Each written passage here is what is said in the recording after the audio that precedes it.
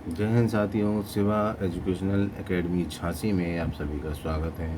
आज हम देख रहे हैं कक्षा 7 की ओल्ड एनसीईआरटी पॉलिटिकल साइंस, जिसमें आज हमारा पहला चैप्टर है समानता।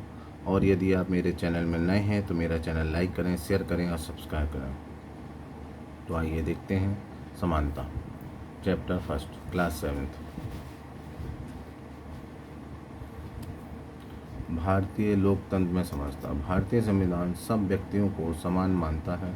इसका अर्थ है कि देश के व्यक्ति, चाहे वो पुरुष हों या स्त्री, किसी भी जाति, धर्म, शैक्षिक और आर्थिक पृष्ठभूमि से संबंध रखते हों, वे सब समान माने जाएंगे। लेकिन इसके बाद भी हम यह नहीं कह सकते हैं कि असमानता खत्म हो गई है। यह खत्म नहीं हुई है, लेकिन फिर भी कम से कम भारतीय संविधान में सब व्यक्तियों की समानता के सिद्धांत को मान्य किया गया है। जहां पहले भेदभाव और दुर्व्यवहार से लोगों की रक्षा करने के लिए कोई कानून नहीं था, अब अनेक कानून लोगों को सम्मान और उनके साथ समानता के व्यवहार को सुनिश्चित करने के लिए मौजूद है। एक बगल में चित्र दिया हुआ है हमारा, थोड़ा इसको देख लेते हैं। 1975 में बनी दीवार फिल्म में जूते पॉलिश करने वाला एक लड़का फेंक कर दिए गए पैसे को उठाने से इनकार कर देता है। वह मानता है कि उसके काम की भी गरिमा और उसके का भुगतान आदर के साथ किया जाना चाहिए।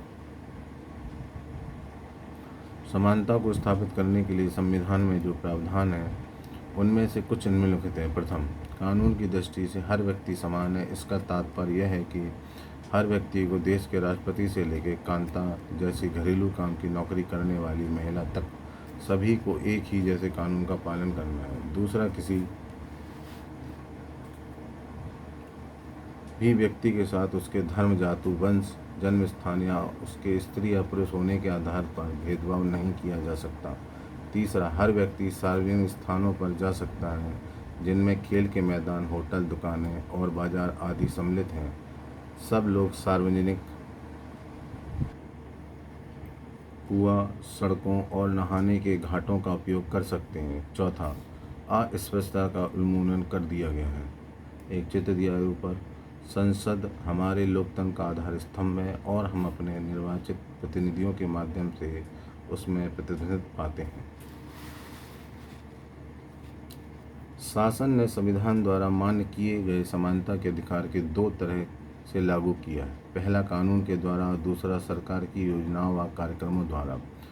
सुविधाहीन समाजों की मदद करके भारत में ऐसे अनेक कानून हैं जो व्यक्ति के समान व्यवहार प्राप्त करने के अधिकार की रक्षा करते हैं। कानून के साथ साथ सरकार ने उन समुदायों जिनके साथ सैकड़ों वर्षों तक असमानता का व्यवहार हुआ है, उनका जीवन सुधारने के लिए अनेक कार्यक्रम और योजनाएं लागू की हैं। ये योजनाएं यह सुनिश्चित करने के लिए चलाई गई हैं कि जिन लोगों को अतीत में अवसर नहीं मिले, अब उन्हें अधिक अवसर प्राप्त हों।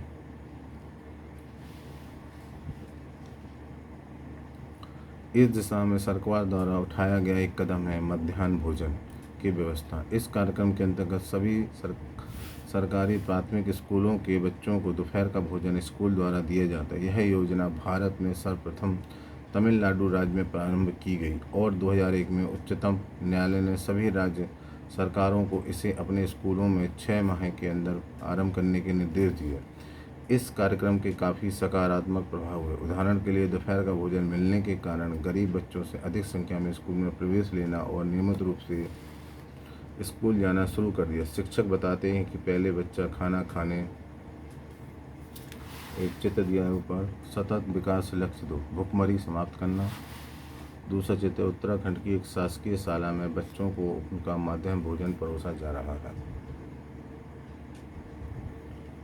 घर जाते थे और फिर वापस स्कूल लौटते ही नहीं थे, परंतु अब जब से स्कूल में मध्याह्न भोजन मिलने लगा है, उनकी उपस्थिति में सुधार आया है। वे माताएं जिन्हें पहले अपना काम छोड़कर दोपहर को बच्चों को खाना खिलाने घर आना पड़ता था, अब उन्हें ऐसा नहीं करना पड़ता है। इस कार्यक्रम से जातिगत पूर्वाग्रहों को कम करने में भी सहायता मिली है, क्योंकि स्कूल में सभी जातियों के बच्चे साथ साथ भोजन करते हैं और कुछ स्थानों पर तो भोजन पकाने के लिए दलित महिलाओं को काम पर रखा गया है। मध्याह्न भोजन कार्यक्रम ने निर्धन विद्यार्थियों की भूख मिटाने में भी सहायता की है, जो प्रायः खाली पेट स्कूल आते हैं और इस कारण पढ़ाई पर ध्यान केंद्रित नहीं कर पाते हैं। यद्यपि शासकीय कार्यक्रम अवसरों की समानता बढ़ाने में महत्वपूर्ण भूमिका निभा रहे हैं, किंतु अभी भी बहुत कुछ करने की आवश्यकता है। मध्याह्न भोजन कार्यक्रम ने निर्धन बच्चों का स्कूलों में प्रवेश और उनकी उपस्थिति तो बढ़ा दी है, लेकिन फिर भी इस देश में वे स्कूल जहां अमीरों के बच्चे जाते हैं उन स्कूलों से बहुत अलग है जहां गरीबों के बच्चे पढ़ते हैं। आज भी देश में कई स्कूल जिनमें ओम प्रकाश वाल्मीकि जैसे दलित बच्चों के साथ भेदभाव और असमानता का व्यवहार किया जाता है। इन बच्चों को ऐसी असमान स्थितियों में ढकेला जाता है जहां उनके सम्मान की रक्षा नहीं हो पाती। ऐसा इसलिए है क्योंकि कानून बन जाने के बाद भी लोग उन्हें समान समझने से इनकार कर देते हैं। इसका मुख्य कारण यह है कि दृष्टिकोण में बहुत धीरे धीरे परिवर्तन आता है। यद्यपि लोग यह जानते हैं कि भेदभाव का व्यवहार कानून के विरुद्ध है, फिर भी वे जाति, धर्म, अपंगता, आर्थिक स्थिति और महिला होने के आधार पर लोगों से असमानता का व्यवहार करते हैं। वर्तमान दृष्टिकोण को बदलना तभी संभव है जब लोग यह विश्वास करने लगें कि कोई भी कमतर नहीं है और हर व्यक्ति सम्मानजनक व्यवहार का अधिकारी है। प्रजातंत्रीय समाज में समानता स्थापित करना एक सतत संघर्ष है जिसमें व्यक्तियों और विभिन्न समाजों को सहयोग देना। इस पुस्तक में आप इसके बारे में और अधिक पढ़ेंगे। छोटा सा बगल में डॉक्टर भीमराव अम्बेडकर के बारे में दिया हुआ है। अपने आत्मसम्मान को दांव पर लगाकर जीवित रहना अशोभनीय है। आत्मसम्मान जीवन का सबसे जरूरी हिस्सा है, इसके बिना व्यक्ति नगण्य है। आत्मसम्मान के साथ जीवन बिताने के लिए व्यक्ति को कठिनाइयों पर विजय प्राप्त करनी होती है। केवल कठिन और निरंतर संघर्ष से ही व्यक्ति बल, विश्वास और मान्यता प्राप्त कर सकता है। मनुष्य नाशवान है। हर व्यक्ति को किसी न किसी दिन मरना है, परंतु व्यक्ति को यह संकल्प लेना चाहिए कि वह अपने जीवन का बलिदान आत्मसम्मान के उच्च आदर्शों को विकसित करने और अपने मानव जीवन को बेहतर बनाने में करेगा। किसी साहसी व्यक्ति के लिए आत्मसम्मान रहित जीवन जीने से अधिक अशोभनीय और कुछ नहीं। डॉक्टर भीमराव अम्बेडकर। अन्य लोकतंत्रों में समानता के मुद्दे। शायद आप सोच रहे होंगे, क्या भारतीय लोकतंत्र भी ऐसा है जहां असमानता का अस्तित्व है और जहां समानता के लिए संघर्ष जारी है? सच तो यह है कि संसार के अधिकांश लोकतंत्रीय देशों में समानता के मुद्दे पर विशेष रूप से संघर्ष हो रहे हैं। उदाहरण के लिए संयुक्त राज्य अमेरिका में अफ्रीकी अमेरिकन लोग, जिनके पूर्वज गुलाम थे और अफ्रीका से लाए गए थे, वे आज भी अपने जीवन को मुख्य रूप से असमान बताते हैं। जबकि 1950 के अंतिम दशक में अफ्रीकी अमेरिकनों को समान अधिकार दिलाने के लिए आंदोलन हुआ था। इससे पहले अफ्रीकी अमेरिकनों के साथ संयुक्त राज्य में बहुत असमानता का व्यवहार होता था और कानून भी उन्हें समान नहीं मानता था। उदाहरण के लिए बस से यात्रा करते समय उन्हें बस में पीछे बैठना पड़ता था, या जब भी कोई गोरा आदमी बैठना चाहे उन्हें अपनी सीट से उठ जाना पड़ता था। रोजा पार्क्स 1913 से 2005 एक अफ्रीकी अमेरिकन महिला थी। 1 दिसंबर 1955 का दिन भर काम करके थक जाने के बाद बस में उन्होंने अपनी सीट एक गोरे व्यक्ति को देने से मना कर दिया।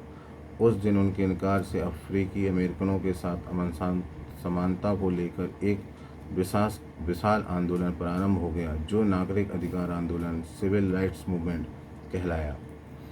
1964 के नागरिक अधिकार अधिनियम ने नस्ल, धर्म और राष्ट्रीय मूल के आधार पर भेदभाव का निषेध कर दिया। इससे यह भी कहा कि अफ्रीकी अमेरिकन बच्चों के लिए सब स्कूलों के दरवाजे खोले जाएंगे और उन्हें उन अलग स्कूलों में नहीं जाना पड़ेगा जो विशेष रूप से केवल उन्हीं के लिए खोले गए थे। इतना होने के बावजूद भी अधिकांश अफ्रीकी अमेरिकन गरीब हैं। अधिकतर अफ्रीकी अमेरिकन बच्चे केवल ऐसे सरकारी स्कूलों में प्रवेश लेने ही सामर्थ्य रखते हैं जहां कम सुविधाएं हैं और कम योग्यता वाले शिक्षक हैं, जबकि गोरे विद्यार्थी निजी स्कूलों में जाते हैं या उन क्षेत्रों में रहते हैं जहां के सरकारी स्कूलों का स्तर निजी स्कूलों जैसा ही ऊंचा है। रोजा पार्क्स, एक अफ्रीकी अमेरिकन औरत जिनकी एक विद्रोही प्रतिक्रिया ने अमेरिकी इतिहास की दिशा बदल दी। भारत के संविधान के अनुच्छेद 15 के अंश धर्म, मूल वंश, जाति, लिंग या जन्म स्थान के आधार पर विभेद प्रतिषेध। पहला, राज्य किसी नागरिक के विरुद्ध केवल धर्म, मूल वंश, जाति, लिंग, जन्म स्थान या इनमें से किसी के आधार पर कोई विभेद नहीं करेगा। दूसरा, कोई नागरिक केवल धर्म, मूल वंश, जाति, लिंग, जन्म स्थान या इनमें से किसी के आधार पर का दुकानों, सार्वजनिक भोजनालयों, होटलों और सार्वजनिक मनोरंजन के स्थानों में प्रवेश या खा पूर्णता या भागता राज्य निधि से पोषित या साधारण जनता के प्रयोग के लिए समर्पित कुओं, तालाबों, स्नान घाटों, सड़कों और सार्वजनिक समागम के स्थानों के उपयोग के संबंध में किसी भी नियोक्ता दायित्व, निबंधन या शर्त के अधीन नहीं होगा।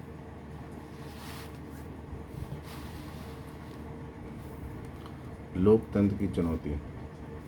किसी भी देश को पूरी तरह से लोकतंत्रीय नहीं कहा जा सकता। हमेशा से ही ऐसे समुदाय और व्यक्ति होते हैं जो लोकतंत्र को नए अर्थ देते हैं और अधिक से अधिक समानता लाने के लिए नए नए सवाल उठाते हैं।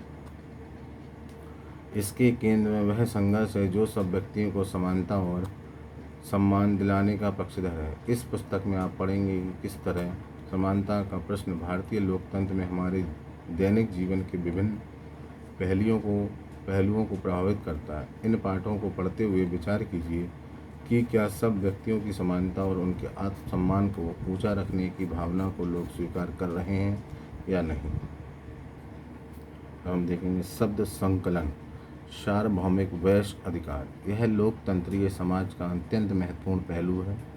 इसका अर्थ है कि सभी वयस्क 18 वर्ष या उससे अधिक आयु के नागरिकों को वोट देने का अधिकार, चाहे उनकी सामाजिक या आर्थिक पृष्ठभूमि कुछ भी हो। गरिमा, इसका तात्पर्य अपने आप को और दूसरे व्यक्तियों को सम्मान योग्य समझने से है। संविधान, यह वह दस्तावेज है जिसमें देश की जनता व सरकार द्वारा पालन किए जाने वाले नियमों और अधिनियमों को निरूपित किया गया है। नागरिक अधिकार आंदोलन, यह आंदोलन जो संयुक्त राज्य अमेरिका में 1950 के दशक के अंत में प्रारंभ हुआ और जिसमें अफ्रीकी अमेरिकन लोगों ने नस्लगत भेदभाव को समाप्त करने और समान अधिकार की मांग की। Thank you.